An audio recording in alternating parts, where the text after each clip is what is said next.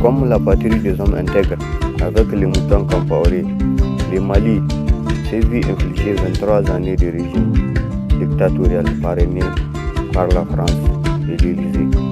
En effet, les moutons merdeux et supporters du néocolonialisme français sont des cancers très fréquents en Afrique de l'Ouest.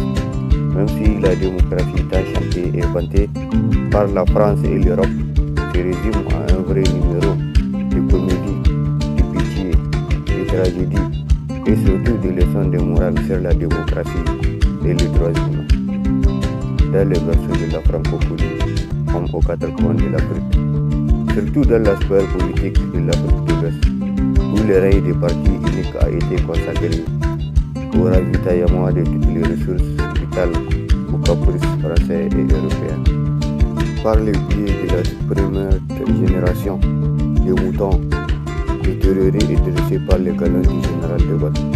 En effet, bon nombre de ces moutons tordus ont servi la France et l'Europe avec une ouverture d'esprit hors du commun animal, surtout avec le ravitaillement de toutes les ressources du Sahel, pendant que les enfants d'Afrique meurent de faim, de la malnutrition, du paludisme, pour ne citer que cela.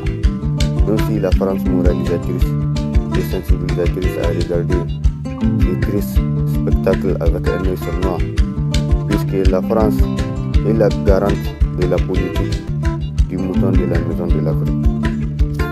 Elle a été toujours le bouclier lige de la démocratie nouvelle et colonisatrice des enjeux stratégiques de l'Afrique. Elle a toujours eu un faible pour l'or malien comme l'uranium nigérien, même si elle a eu une très nette tendance au meurtre quand elle est face à un esprit révolutionnaire et anticolonialiste. Parce qu'il est beaucoup plus facile pour la France de parrainer les moutons Compaoré que de riser avec les fervents Thomas Sankara. Parce qu'il est beaucoup plus facile pour la France de faire face à l'Europe avec les moutons dans les rangs, plutôt que de laisser le nom de ces couturiers résonner au soleil des indépendances africaines.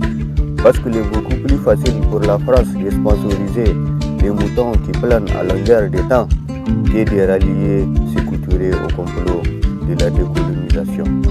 Parce que les moutons déserteurs n'ont jamais fait un procès de toutes les exactions commises par la France et l'Europe sur la terre africaine.